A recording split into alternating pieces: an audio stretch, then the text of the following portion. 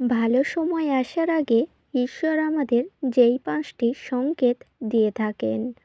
নমস্কার বন্ধুরা, আজ চলে এসেছি একটি নতুন ভিডিও নিয়ে।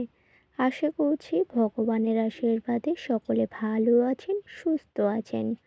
তো বন্ধুরা, ঈশ্বর আমাদের প্রতি প্রসন্ন হলে এই 5টি সংকেত পাঠিয়ে থাকেন। আর এই শুভ 5টি সংকেত যারা পান, তাহলে তারা কিন্তু অত্যন্ত ভাগ্যশালী হয়ে থাকেন। তার কারণ হচ্ছে, মা লক্ষ্মী যাদের প্রতি প্রসন্ন হয় তাদেরকেই কিন্তু এই 5টি সংকেত পাঠিয়ে থাকেন। এই জন্য অত্যন্ত ভাগ্যশালী ব্যক্তিরা ছাড়া সবার ভাগ্যে এই শুভ সংকেতগুলি থাকে না। তাই ভাগ্যশালী ব্যক্তিরা অবশ্যই করে জেনে নিন যে তার মধ্যে আপনিও রয়েছেন কিনা। হ্যাঁ বন্ধুরা, ঠিকই শুনেছেন। এই 5টি সংকেত যাদের ভাগ্যে থাকে তারা কিন্তু অত্যন্ত ভাগ্যশালী হয় এবং মা লক্ষ্মী তাদের প্রতি প্রসন্ন হয়।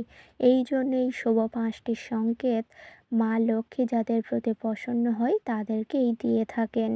হ্যাঁ বন্ধুরা, এই জন্য কোন সেই 5টি শুভ সংকেত যা ভাগ্যশালী ব্যক্তিরা পেয়ে থাকেন, সেই সংকেতগুলি জানার জন্য অবশ্যই কিন্তু ভিডিওটি সম্পূর্ণ দেখতে হবে, একদমই স্কিপ না করে।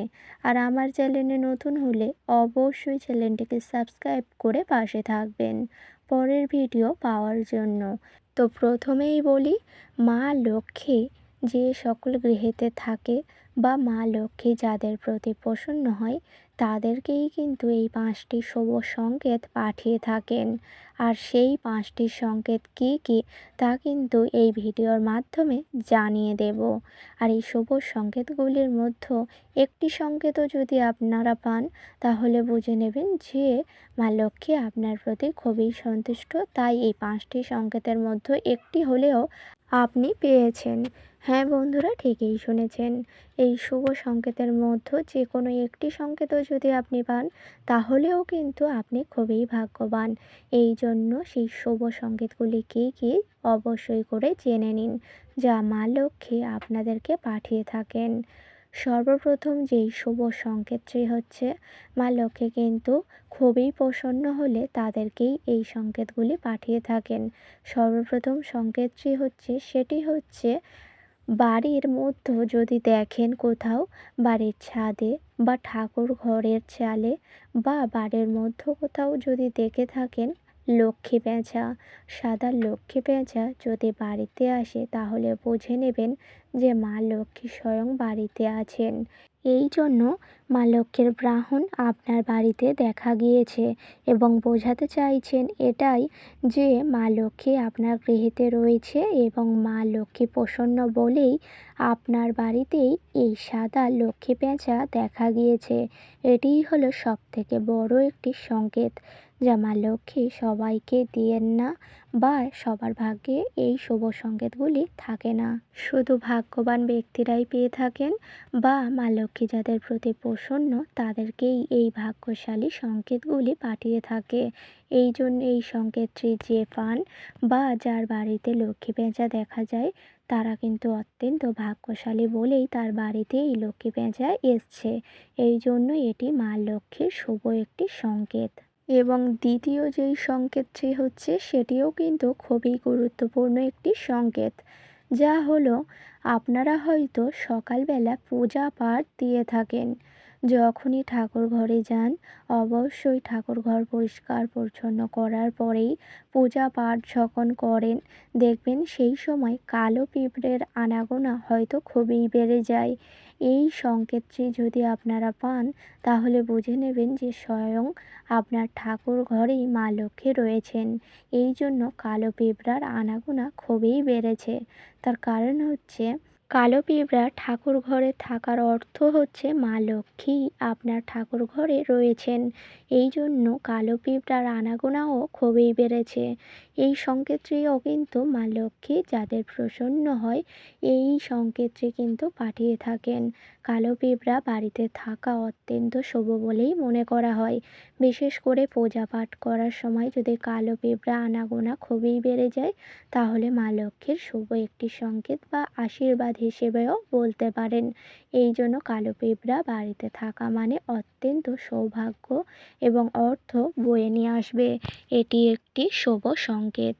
এবং তৃতীয় যেই সংকেতটি হচ্ছে সেটিও কিন্তু খুবই গুরুত্বপূর্ণ, আর সেটি হচ্ছে টিকটিকি।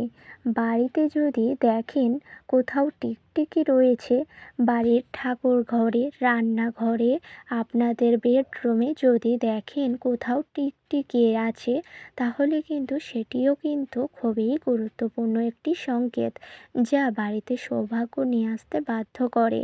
হ্যাঁ বন্ধুরা, টিকটিকি কিন্তু বাড়ির মধ্যে থাকা খুবই ভালো বলেই মনে করা হয়, সৌভাগ্যের প্রতীকও বলা হয়। এই জন্য টিকটিকি যদি বাড়িতে থাকে সেই সকল গৃহেতেই কিন্তু অর্থ ও সৌভাগ্য বয়ে আসে।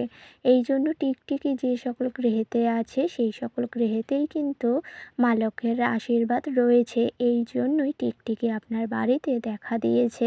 এটিও কিন্তু খুব শুভ একটি সংকেত। এবং 4 নম্বর যেই সংকেতটি হচ্ছে সেটি কিন্তু খুবই গুরুত্বপূর্ণ এবং বাড়ির জন্য মঙ্গলময় একটি সংকেত, যা হলো আপনারা হয়তো সকালবেলা ঘুম থেকে ওঠেন, সেই সময় যদি ঘুম থেকে ওঠার সাথে সাথে চোখ খোলার সাথে সাথে বাইরে, অর্থাৎ বাড়ির সদর দরজার বাইরে যদি গোমাতা এসে দাঁড়িয়ে থাকে আর ঘুম ভাঙার সাথে সাথে গোমাতার দিকেই দর্শনটা আপনাদের সকালবেলায় শুরু হয়, তাহলে কিন্তু সেটি একটি শুভ সংকেত।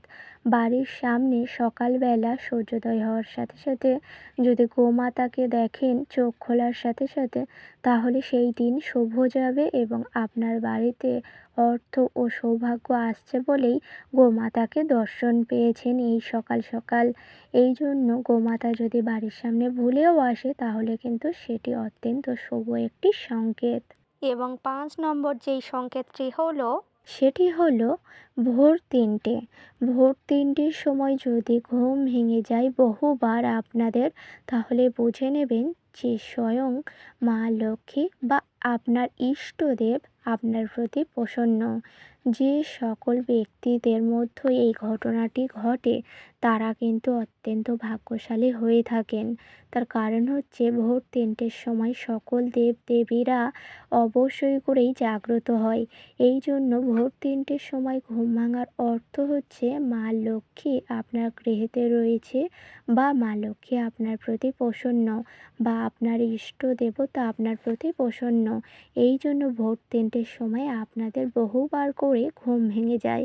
এটি একটি শুভ সংকেত বলেই মনে করা হচ্ছে।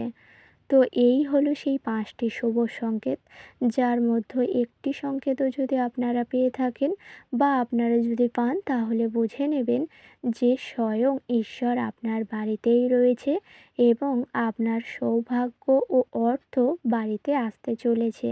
হ্যাঁ বন্ধুরা, ঠিকই শুনেছেন। আর এই হলো সেই 5টি শুভ সংকেত, যা বাড়িতে থাকলে বা আপনারা যদি পান, তাহলে বুঝে নেবেন যে ঈশ্বরের আশীর্বাদ আপনার বাড়িতেই আছে। তো বন্ধুরা, আশা করছি ভিডিওটি সম্পূর্ণ বোঝাতে পারলাম। আজকের ভিডিওটি ছিল এই পর্যন্ত। ভিডিওটি ভালো লাগলে লাইক করবেন, শেয়ার করবেন, কমেন্টে লিখে যাবেন জয় মা লক্ষ্মীর জয়। এবং আমার চ্যানেলে নতুন হলে অবশ্যই চ্যানেলটিকে সাবস্ক্রাইব করে পাশে থাকবেন পরের ভিডিও পাওয়ার জন্য। সকলকে জানাই অনেক অনেক ধন্যবাদ। হরে কৃষ্ণ, রাধে রাধে।